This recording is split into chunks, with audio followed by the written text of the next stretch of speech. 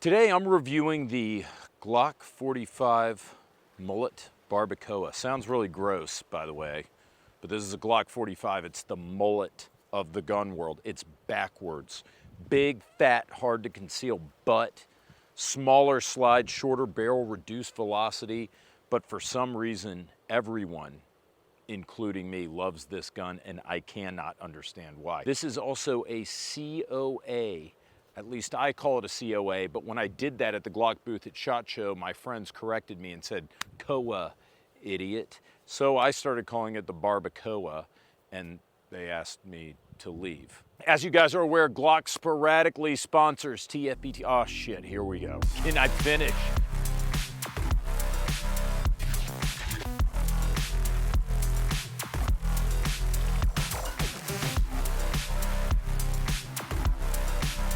As you guys know, Glock sporadically sponsors TFBTV and is in fact the only gun sponsor we've had in the past year or two.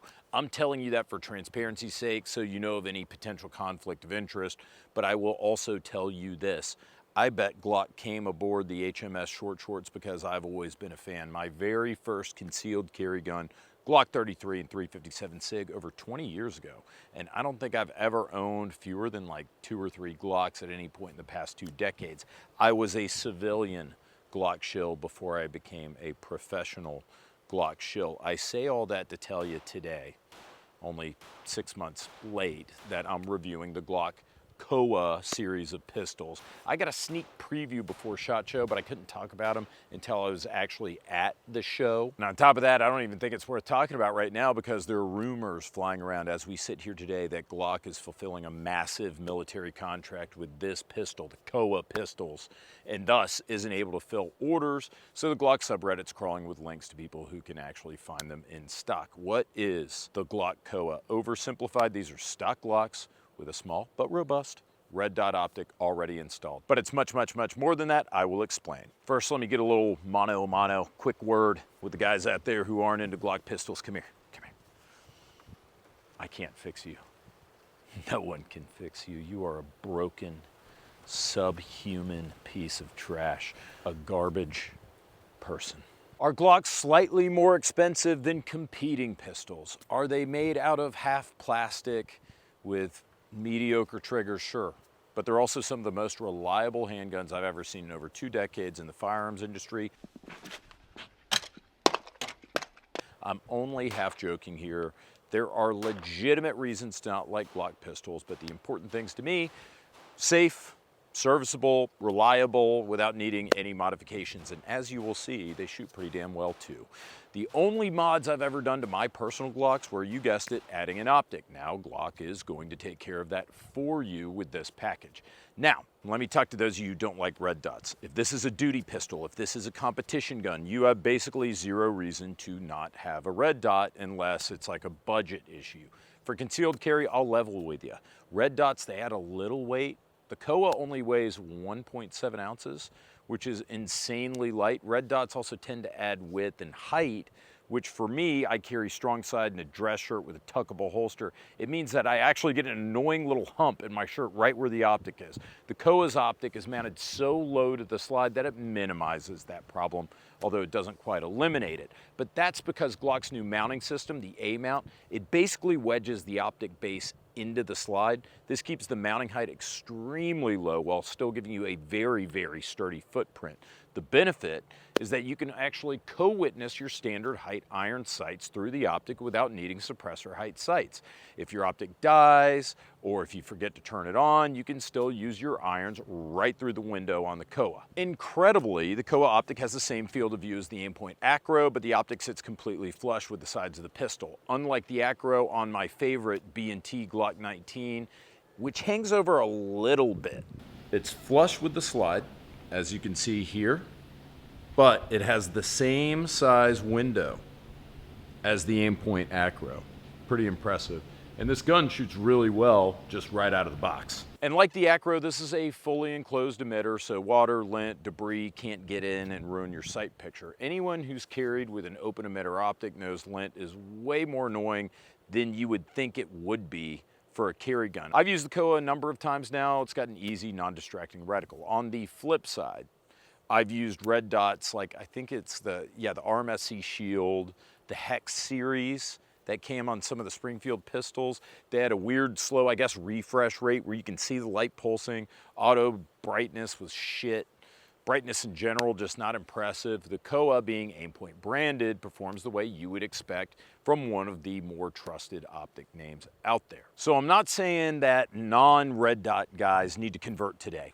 I've had to draw a gun 3 times living in the most dangerous city in America, New Orleans, which is 3 times more than I ever expected I would had to. And if I had to shoot in those situations, I wouldn't have needed a red dot. In all 3, the belligerent drug addict in question was basically like arm's reach, a little bit past that. I might not have needed sights at all. If that's your mindset, like I might not need a red dot because the average encounter range, I can't say you're wrong, but as someone who resisted red dots for a long time, I'm glad I switched. I'm significantly more accurate, and I would also like to think faster with a red dot than with irons. Relatively rapid fire accuracy at 7 yards, right there, 20 rounds into the 5, like, So how much accuracy do you need in most concealed carry situations? That depends. Maybe you live on the prairie. Maybe you live in a tunnel in the Indochina Peninsula. It's a personal decision. What I can say is that I definitely shoot better with a red dot. I can also say they add weight, they add cost, they might add size depending on what you get. But if you want a reliable, well-built handgun, you either want a red dot or you're maybe thinking about getting a red dot. I think the Glock 45, well, not necessarily the 45, any of the COA pistols really is the one to get. Price-wise, combo runs between like $850 and $1,000. An Acro costs like $500, $600. A Glock runs like $600. So this is a pretty good deal. This isn't just 2 things in the same box. It's a complete purpose-built system. Like me, Miller Lite, $5 Craps, and Faye Valentine were made for each other. A DM Sage Dynamics on Twitter asked what he thought. He hasn't gotten his hands on one yet, but if you're still on the fence, maybe wait till he puts one through. Hell, he's probably gonna like bash it against random stuff like the door frame of a 1989 Ford Fiesta or some shit. As for which model to get, I told Glock when they asked which one I wanted to review, I said, just send me which one you guys like the best. They sent me the 45. I would probably get the Glock 19, safe bet for almost anyone, small enough for concealed carry, big enough to serve as a duty pistol. My guess is Glock probably sells 2 19s for every other model combined. The Glock 45, which I reviewed, makes no sense on paper. It's got the compact slide in the barrel from the 19 with a full-size frame of the 17, but people love it. This is my partner, Sam, here at Neutral Ground Gun Company, and also my civil union partner. Sam, what did we think about the Glock 45 COA? It's a Glock 45. I mean, you know, have plenty of experience on Glocks. The sight itself is great. It does give you a little bit more window than like a traditional RMR. We had a Glock 19 COA in stock for all of 2 days. Okay. And then it was gone. Are these hard for us to get right now? A little bit. It is a great gun. It was the semifinalist with the SIG P320 for the Army's MHS trials as the 19X. It takes 17 round flush fit mags. They also will work in the 19 though, but 19 mags won't work in the Glock 45. Still, it's awesome. I'm not gonna try to talk you out of it because for some reason this thing shoots. 30 rounds, all into a, I don't know, 2-inch, 3-inch hole.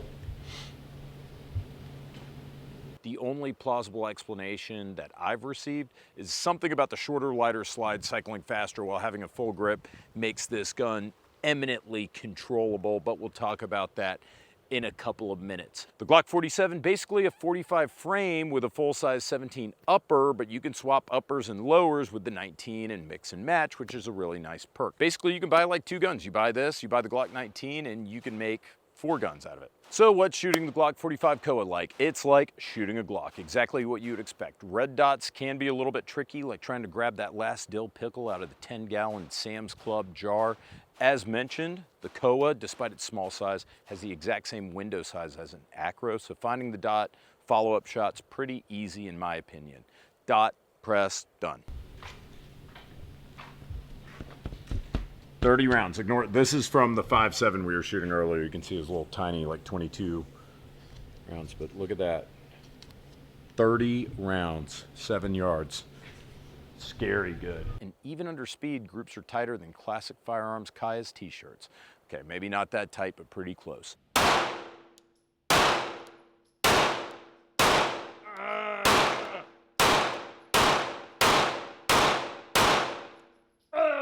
Almost had it, and then like I tossed one or two. Son of a bitch. But still, I mean, guys, come on. That's pretty good. Like, what more do you need than this in terms of accuracy if you're carrying this as like a duty gun or a concealed carry gun? Do you need to put a fancy trigger in this thing? I would suggest not. I would suggest you need to get your ass to a range, preferably the Neutral Ground Gun Company in Araby, Louisiana, and get your ass some practice.